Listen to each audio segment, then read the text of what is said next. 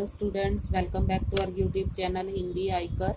आज हम हिंदी व्याकरण का टॉपिक संदेश लेखन पढ़ेंगे।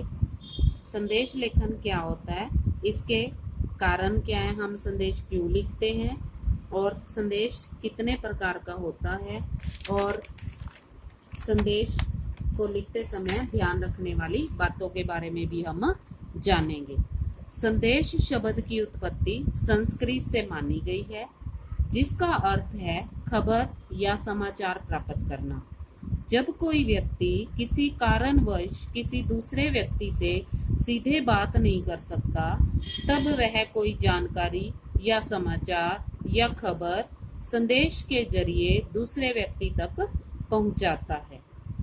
संदेश किसी व्यक्ति विशेष या किसी समूह द्वारा किसी व्यक्ति विशेष या समूहों को दिए जा सकते हैं। ये संदेश लिखित या मौखिक दोनों हो सकते हैं। संदेश सुखद और दुखद दोनों तरह के होते हैं। कोई भी संदेश व्यक्तिगत या सामूहिक हो सकता है। संदेश भूतकाल, वर्तमान काल व भविष्य काल में लिखे जा सकते हैं। और देखिए, संदेश होता क्या है। जब कोई व्यक्ति आपस में बात नहीं कर सकता किसी कारणवश, तो उस अपनी जानकारी को या समाचार को या खबर को दूसरे व्यक्ति तक पहुंचाने का एक जरिया क्या कहलाता है, संदेश। संदेश लिखने के कारण, संदेश लिखने के कई कारण हो सकते हैं। संदेश औपचारिक और अनौपचारिक दोनों तरह के होते हैं। जैसे हमारा पत्र लेखन होता है ना, औपचारिक और अनौपचारिक, वैसे ही जो संदेश है वो भी औपचारिक और अनौपचारिक दोनों तरह के होते हैं। अनौपचारिक संदेश या व्यक्तिगत संदेश किसी अपने करीबी को कोई संदेश सूचना देने के लिए लिखे जाते हैं। अनौपचारिक संदेश अपने परिजनों, मित्रगणों, रिश्तेदारों या घर के सदस्यों को भी लिखे जाते हैं। ठीक वैसे ही पत्र लेखन होता है। औपचारिक संदेश क्या होते हैं? किसी अधिकारी या किसी ऑफिस के किसी कर्मचारी या आम जनमानस के लिए सार्वजनिक रूप से लिखे जा सकते हैं। अगर संदेश किसी नेता या अभिनेता द्वारा दिया जाता है, तो यह आम लोगों को प्रभावित करने के उद्देश्य से लिखा जाता है। यह सार्वजनिक संदेश है। आजकल संदेश भेजने के सबसे बेहतरीन माध्यम WhatsApp, SMS, email, Facebook, Twitter आदि ऐसे अनेक सोशल मीडिया प्लेटफॉर्म हैं, जिनके जरिए संदेश भेजा जा सकता है। संदेश लेखन के प्रकार, कितने प्रकार के संदेश हम लिख सकते हैं? शुभ कामना संदेश। अब शुभ कामना संदेश में क्या आ जाता है कि जो शुभ कामना संदेश होता है वो मुख्य रूप से किसी व्यक्ति के जन्मदिन, सालगिरह, विद्यार्थियों को उनकी परीक्षा में सफलता प्राप्त करने पर, कर्मचारियों के पदोन्नति होने पर, यानी कि जब कर्मचारी तरक्की करते हैं, उनका प्रमोशन होता है, भेजे जाने वाले संदेशों को हम शुभ कामना संदेश कहते हैं। पर्व और त्योहार संदेश, इस तरह के संदेश विशेष पर्वों व त्योहारों के वक्त लोग एक दूसरे को संदेश भेजते हैं। जैसे दीपावली, होली, क्रिसमस, स्वतंत्रता दिवस के विशेष अवसरों पर दिए जाने वाले संदेश मिलते हैं। शोक संदेश, आपने देखा होगा जब किसी की मृत्यु हो जाती है तो एक शोक समाचार आता है, एक चिट्ठी की तरह बना हुआ कार्ड सा, है ना। इस तरह के संदेश किसी व्यक्ति की पुण्यतिथि या मृत्यु पर लोगों को भेजे जाते हैं। आजकल के संदेश पहले हमने यहाँ एक्सप्लेन किया है कि व्हाट्सएप और एसएमएस और ईमेल से भी भेजे जाते हैं। शोक संदेश डाल रखा होता है, अपन ने देखा होगा, है ना, फोन पर कि इतनी तारीख को भोग है, ये है ना। तो वो क्या होते हैं? शोक संदेश। व्यक्तिगत संदेश, परिजनों को बधाई व शुभकामना संदेश, कहीं जाने या आने का संदेश, कहीं जाने या आने का संदेश या किसी भी अन्य तरह का संदेश जो सिर्फ परिजनों को ही दिया जाता है। सामाजिक संदेश, धार्मिक या सामाजिक कार्यक्रमों से जुड़े आयोजनों के संदर्भ में दिए जाने वाले संदेश। पर्यावरण दिवस पर संदेश, जल बचाओ संदेश, बेटी बचाओ बेटी पढ़ाओ आदि अवसरों पर दिए जाने वाले संदेश भी महत्वपूर्ण होते हैं। ये सामाजिक संदेशों के अंतर्गत आते हैं।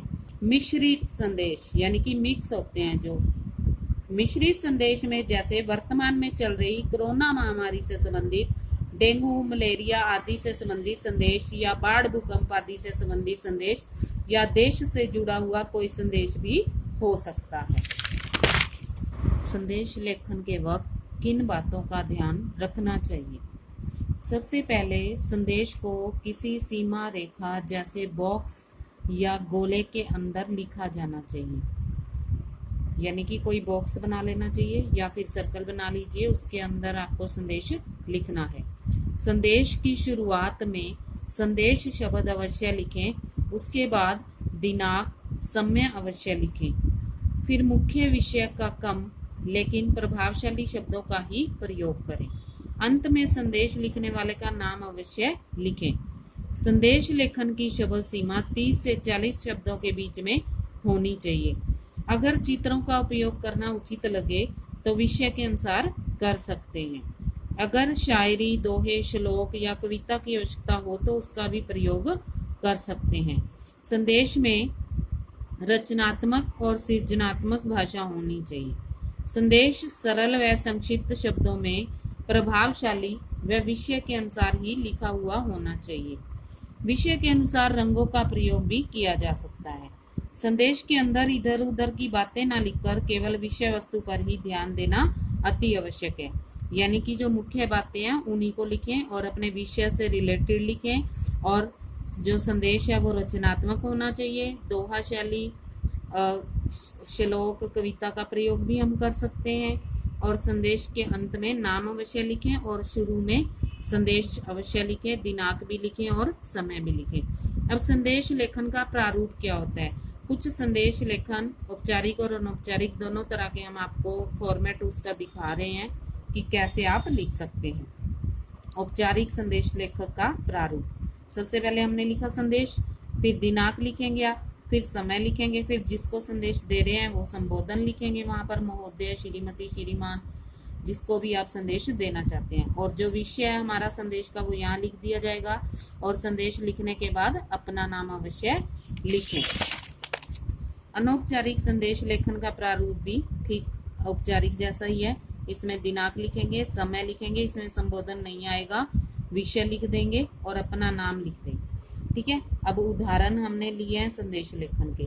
तो सबसे पहले है जन्म दिवस पर शुभकामनाएं, यानी कि शुभकामना संदेश। अब मैंने बात की थी अभी आपको ध्यान रखने वाली बातों के बीच में, उसमें ये आया था कि श्लोक या मुहावरा हम यूज कर सकते हैं, कविता की पंक्तियां।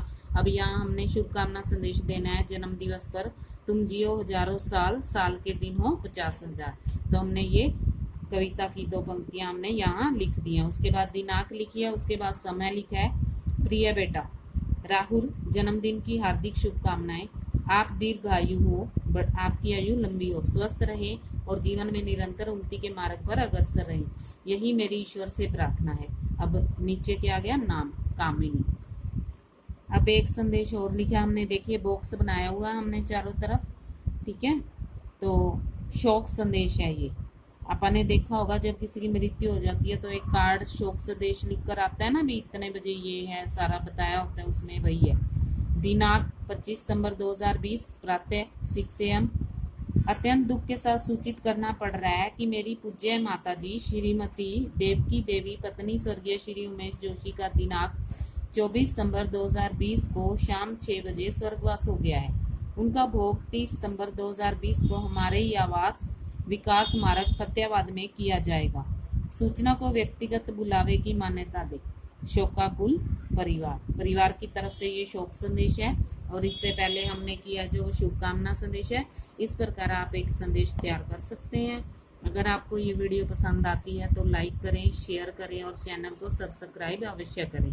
और साथ में दी गए बेल आइकन को भी दबाएं ताकि आपको अगली वीडियो के नोटिफिकेशन जल्द से जल्द मिल सके। और अगर आपका कोई सुझाव है तो आप कमेंट बॉक्स में लिखकर भेज सकते हैं। धन्यवाद।